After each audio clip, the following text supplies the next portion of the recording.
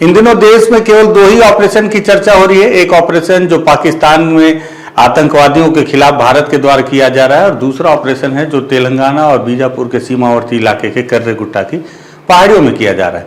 कर्रेगुट्टा की पहाड़ियों में जिस तरह से माओवादियों को घेरने का दावा पुलिस के जवानों ने किया है, ये कहीं न कहीं अब सफल होता भी नजर आ रहा है, क्योंकि यही वजह है कि माओवादियों के द्वारा बार बार प्रेस नोट जारी किया जा रहा है। आज एक और प्रेस नोट सुर्खियों में, हालांकि ये प्रेस नोट थोड़ा संदेहास्पद है, लेकिन माओवादियों का नाम लिखा है तो मुझे लगा इस पर बातचीत होनी चाहिए। और हालांकि प्रेस नोट तो दो आए, तो दोनों प्रेस नोट पर बातचीत करते हैं। नमस्कार, मैं विकास तिवारी हूं, आप बस्तर टॉकीज देख रहे हैं।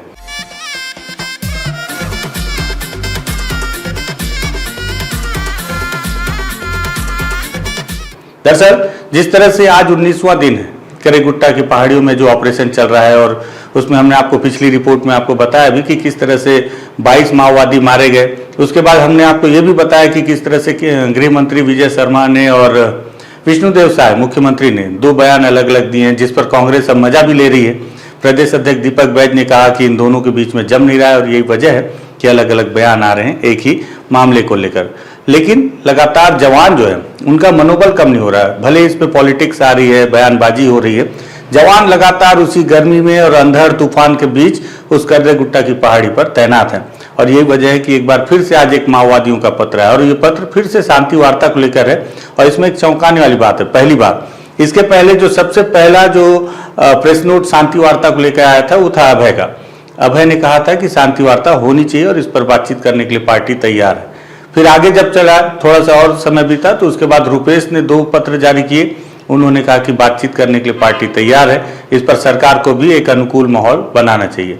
आज एक और प्रेस नोट आया, हालांकि प्रेस नोट मुझे पूरी तरह से संदेहास्पद लग रहा है, क्योंकि जिस तरह से इसका फॉर्मेट है और लिखने की जो शैली है वो मुझे थोड़ी सी भिन्न लग रही है माओवादियों के द्वारा। आप स्क्रीन पर देख रहे हैं, हालांकि उसका तेलुगु वर्जन है जिसे हमने कन्वर्ट भी करके रखा है। दोनों आपको स्क्रीन पर दिखा रहा हूं, आप पढ़िए और देखिए क्या लिखा है माओवादियों ने। सबसे पहले तो माओवादियों का जो प्रेस नोट है, प्रेस नोट इस तरह के फॉर्मेट में नहीं होता। ये आप पुराना एक प्रेस नोट भी दिखा रहा हूं आपको उदाहरण के लिए। जो माओवादी जब भी अपने प्रेस नोट को जारी करते हैं तो उनका फॉर्मेट ये होता है, एकदम अलग तरीके के रंग से वो अपने पूरे प्रेस नोट को, जो उनका लेटर हेड है, इस तरह से होता है। लेकिन ये जो प्रेस नोट है इसका आप देखिए गुलाबी रंग की लकीर है और बहुत काले रंग का बॉर्डर है। इस तरह का प्रेस नोट माओवादियों का होता ही नहीं। सबसे पहला संदेह। दूसरी चीज इसमें माओवादियों ने लिखा है, ये भारतीय कम्युनिस्ट पार्टी माओवादी तेलंगाना राज्य समिति के द्वारा जारी किया गया है, 5/7/2025 तारीख है, प्रेस विज्ञप्ति है। नीचे लिखा हुआ है, तेलंगाना राज्य में लोग डेमोक्रेटिक सार्वजनिक संगठन और बहुसंख्यक राजनीतिक दल प्रमुख रूप से माओवादी पार्टी और सरकार के बीच शांति वार्ता की मांग कर रहे हैं। इसे ध्यान में रखते हुए हम घोषणा करते हैं, हम मतलब माओवादी घोषणा करते हैं कि 6 महीने के लिए युद्ध विराम का पालन कर रहे हैं। उन्होंने नीचे लिखा है, प्रिय साथियों एवं लोगों, पिछले कुछ समय से उनकी पार्टी सबसे पहले तेलुगु राज्यों में सरकार के बीच शांति वार्ता की मांग करने लगी है। इसके साथ एक भाग के रूप में एक शांति वार्ता समिति का गठन किया गया। देश भर में सैकड़ों संगठन, व्यक्ति, मशहूर हस्तियां और पार्टियों की यही मांग रही है। उन्होंने कहा कि कांग्रेस के मुद्दे पर पार्टी अंदरूनी तौर पर चर्चा कर फैसला लेगी। कगार ऑपरेशन को रद्द करने और शांति वार्ता के बीच सीपीआई पूरे राज्य में कार्यक्रम आयोजित करेगी। बाकी सभी वामपंथी पार्टियों में उन कार्यक्रमों में हिस्सा लिया जाएगा। बीआरएस पार्टी ने अपनी राजनीतिक सभा में शांति वार्ता आयोजित करने का संकल्प भी लिया है। कुछ दिनों पहले तेलंगाना के मुख्यमंत्री रेवंत रेड्डी ने भी शांति वार्ता की मांग की थी और पूर्व मुख्यमंत्री बीआरएस नेता चंद्रशेखर राव ने भी इस मांग का जिक्र किया है। बीआरएस नेता कविता ने भी यही मांग की और यह गर्व करने वाली बात है। राज्य में कई बुद्धिजीवी और मशहूर हस्तियां इस पूरे मुद्दे पर अभियान चला रहे हैं। इस मांग को लेकर सभी वामपंथी दल बड़े पैमाने पर कार्यक्रम कर रहे हैं। वार्ता प्रक्रिया को राज्य और देश में लोकतांत्रिक माहौल लाने के प्रयास के रूप में समझा जाना चाहिए। इन प्रयासों को सकारात्मक प्रभाव देने के लिए यह युद्ध विराम की घोषणा माओवादियों के द्वारा की जाती है। नीचे एक चित्र और प्रतिनिधि लिखा हुआ है, लेकिन किसने पत्र जारी किया है, वो जो सिग्नेचर है वो काफी धूमिल हो चुका है, इसलिए समझ में नहीं आ रहा। सबसे महत्वपूर्ण बात यह है इस पूरे पत्र में कि 6 महीने के लिए युद्ध विराम का पालन किया जाएगा, ये इस पत्र में लिखा है। यह पत्र मुझे पूरी तरह से संदेहास्पद लग रहा है कि क्या ये वाकई माओवादियों का है या नहीं, क्योंकि उनका फॉर्मेट मैंने आपको दिखाया किस तरह का रहता है। और शांति वार्ता को लेकर पत्र उनका ये अगर असली पत्र है, तो मुझे लगता है कि ये चौथी या पांचवी बार पत्र है, वो भी उस परिस्थिति में जब कर्रेगुट्टा में लगातार जवानों को सफलता मिल रही है। सूचना ये भी है कि वहाँ से बड़े माओवादी जरूर जा चुके हैं, और मुझे लगता है ये वजह है कि तेलंगाना के ग्रेहाउंड्स में एक बड़ा ऑपरेशन लॉन्च किया और उन्होंने उनके बड़े माओवादियों को घेर कर निशाना बनाया भी है। उसमें क्या सफलता मिली है और क्या कुछ नुकसान हुआ है, इसको लेकर कोई पुष्ट खबर नहीं है, इसलिए उस पर हम बाद में बात करेंगे। लेकिन सबसे पहले मैं आपको बताऊं कि आपको याद हो इस पत्र पर मुझे संदेह क्यों हो रहा है। संदेह इसलिए हो रहा है कि इसके पहले अगर आपको याद हो कि दामोदर एक मुठभेड़ में, इसी पुजारी कांकेर के इलाके में एक मुठभेड़ में माओवादियों का एक पत्र आया जिसमें ये दावा किया गया कि उनके जो वरिष्ठ साथी हैं दामोदर, उनकी मौत हो गई है। और कुछ दिनों के बाद उस पत्र को संदेहास्पद तौर पर देखा गया और हुआ भी यही। आगे चलकर माओवादियों का एक दूसरा पत्र आया जिसमें उन्होंने खंडन करते हुए इस बात का आरोप लगाया पुलिस पर कि पुलिस के द्वारा फर्जी तरीके से इस तरह के प्रेस नोट जारी किए जा रहे हैं जिसमें उनके द्वारा माओवादी पार्टी को के बारे में गलत जानकारियां साझा की जा रही हैं। असली जानकारी ये है कि दामोदर की मौत नहीं हुई है और वो सुरक्षित हैं। इसके पहले कोई पहली घटना नहीं है, इसके पहले कई घटनाएं हो चुकी हैं जिसमें माओवादियों के नाम पर कई ऐसे फर्जी पत्र आते रहे हैं। हालांकि फर्जी पत्र जारी कौन करता है इसकी जांच अब तक नहीं हुई है, क्योंकि पुलिस इस पर जांच करेगी नहीं और माओवादी कैसे जांच कर पाएंगे कि पत्र आखिर में जारी कौन कर रहा है। उनके द्वारा केवल आरोप लगाया जा सकता है, जांच तो की नहीं जा सकती। खैर, ये कहानी दब जाती है कि ये पत्र आया कहाँ से। लेकिन ये पत्र अगर 6 महीने के युद्ध विराम की घोषणा अगर माओवादियों के द्वारा की जाती है तो ये बड़ी खबर है। और अगर युद्ध विराम की घोषणा माओवादी कर रहे हैं तो युद्ध विराम कैसा होगा? क्या उनके द्वारा लगाए गए सारे आईडी बम रिकवर कर लिए जाएंगे या उन्हें निकाला जाएगा? क्योंकि अगर आईडी बम अभी भी प्लांट किया हो तो फिर युद्ध विराम नहीं माना जाएगा, क्योंकि अभी भी आम जनता उसकी चपेट में आ सकती है, जवान उसकी चपेट में आ सकते हैं। और इस पत्र को तथ्यात्मक तौर पर सरकार किस तरह से कितना सीरियस लेती है, क्योंकि सरकार की तरफ से अभी तक इस पूरे पत्र पर कोई भी बयान नहीं आया।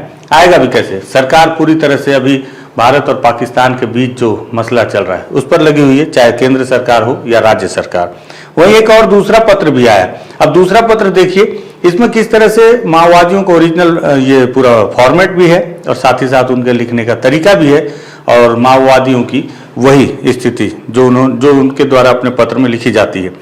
ये पत्र है भारत की कम्युनिस्ट पार्टी माओवादी, उन्होंने लिखा है और नीचे है कोंटा एरिया कमेटी के द्वारा 2 मई 2025 को इसे जारी किया गया है। माओवादियों ने इस पे लिखा है, दोरनापाल में चल रही नक्सलवाद और आतंकवाद विरोधी रैली की निंदा करें। 12 मई को ब्राह्मणवादी, हिंदुत्व, फांसीवादी भाजपा आरएसएस द्वारा नक्सलवाद विरोधी व बस्तर जागरण अभियान नक्सल मुक्त बस्तर रैली के नाम से दोरनापाल में आयोजित की जा रही है। यह सब दलाल, नौकरशाही, पूंजीवादी, सामंतवाद, साम्राज्यवादियों का लूट खसोट को समर्थन व सेवा में आयोजित हो रहा है। असली जल जंगल जमीन के ऊपर हक अधिकार, खनिज संपत्ति बचाने के लिए जारी आंदोलन को गुमराह करने की कोशिश की जा रही है। ऐसे लोक लुभावने रैली को माओवादी पार्टी की कोंटा एरिया कमेटी के द्वारा कड़े शब्दों में विरोध किया जा रहा है और आम जनता से अपील की जा रही है कि ऐसे लोक लुभावने रैली में न जाकर सरकार के खिलाफ विरोध प्रदर्शन और जन आंदोलन को खड़ा करें। नक्सलवाद माओवाद पार्टी सिद्धांत को विरोध रैली भाषणबाजी नहीं, देश में हो रहे शोषण, उत्पीड़न, गरीबों, बेरोजगारों, भूखमरी, विस्थापन जैसी मूलभूत समस्याओं को पहले खत्म किया जाए, तब नक्सलवाद अपने आप खत्म हो जाएगा। जब तक समस्या निदान नहीं किया जाएगा तब तक नक्सलवाद माओवाद पार्टी के नेतृत्व में चल रही क्रांतिकारी वर्ग संघर्ष जारी रहेगा। नंबर 1 देशद्रोही, आतंकवादी, जन विरोधी भाजपा विष्णु देव सहाय सरकार को मार भगाओ, इस तरह का जिक्र इन्होंने अपने पत्र में किया है और साथ ही साथ इसे जारी करने वाले कोंटा एरिया कमेटी। तब आप देखिए दोनों ही जो माओवादियों के पत्र हैं उनके लिखने की शैली, मैं इसे इसलिए एज इट इज पढ़ रहा हूँ क्योंकि दोनों ही पत्रों के लिखने की शैली में कितना जमीन आसमान का फर्क है। दोनों की ड्राफ्टिंग अलग है और उनके फॉर्मेट भी अलग अलग हैं और दोनों में बातें भी अलग अलग। उसमें जहां पहले पत्र में जो कि तेलंगाना से जारी हुआ है उसमें माओवादियों ने युद्ध विराम का जिक्र किया है, वही ठीक उसी दिन पर दूसरे पत्र में, जबकि उसके 2 दिन बाद 2 तारीख को वो जारी किया गया है और ये इसकी तारीख अलग है और इसमें माओवादियों ने फिर से वही हिंदुत्ववादी, फांसीवादी, ब्राह्मणवादी का विरोध करते हुए अपनी विरोधाभास शब्द शैली का उपयोग करते हुए ये पत्र जारी किया है। साथ ही ये भी कहा है कि सरकार किस तरह से आदिवासियों का, गरीबों का शोषण कर रही है। मुझे लगता है कि अगर वाकई में दोनों पत्र माओवादी पार्टी के द्वारा ही जारी किए गए हैं तो क्या माओवादी पार्टी के अंदर भी काफी भेदभाव है, या उन्हें पता ही नहीं है कि निचले स्तर की कमेटियां क्या पत्र जारी कर रही हैं और सेंट्रल कमेटी क्या पत्र जारी कर रही है? क्या इनके बीच आपस में कोई विचार विमर्श नहीं होता कोई भी पत्र जारी करने के पहले? और अगर होता है तो फिर निचले स्तर की कमेटियां अपने मन से कोई भी पत्र कैसे जारी कर देती हैं? अगर सेंट्रल कमेटी शांति वार्ता की बातचीत कर रही है तो निचले स्तर की पार्टियां इस तरह से विरोधाभास सरकार के प्रति कैसे जारी कर रही हैं? काफी संदेह हैं इन पत्रों को लेकर। और ऐसे समय में एक एक शब्द महत्वपूर्ण होता है जब आप वाकई में पूरी तरह से घिरे हों, शांति वार्ता को लेकर लगातार प्रयासरत हों और उसके बाद आपके ही एक कमेटी के द्वारा विरोधाभास हो आपके पत्रों में।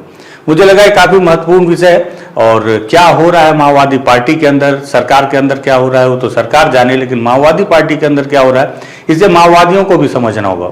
उन्हें समझना होगा कि वाकई में उनके द्वारा कहीं ऐसा तो नहीं कि अलग अलग कमेटियां अपने अलग अलग ग्रुप बनाकर अपने अलग नेतृत्व खड़ा कर रही हैं। कहीं ऐसा तो नहीं कि ये लोग हर कोई अपने अपने रास्ते पर चलने को आतुर है। सेंट्रल कमेटियां कुछ और, स्थानीय कमेटियां कुछ और कर रही हैं, और साथ ही साथ कहीं ऐसा तो नहीं कि निचले स्तर की कमेटियां बड़े स्तर की कमेटियों की बात भी नहीं मान रही और इस तरह के अलग अलग पत्र जारी किए जा रहे हैं। अगर ये सच है तो माओवादियों को इसे स्वीकार करना होगा, और अगर सच नहीं है तो इसका खंडन भी उन्हें जारी करना होगा, क्योंकि उनके लिए तो समय काफ़ी विपरीत है। मुझे लगा महत्वपूर्ण विषय, इस पर बातचीत होनी चाहिए। माओवादियों का पत्र है, इस पर जानकारी होनी चाहिए, इसलिए इस वीडियो को हमने तैयार किया है। अगर सही लगे शेयर कीजिएगा। लगता है कि बस्तर टॉकीज तथ्यात्मक बातचीत कर रहा है तो बस्तर टॉकीज को सब्सक्राइब कीजिएगा। धन्यवाद।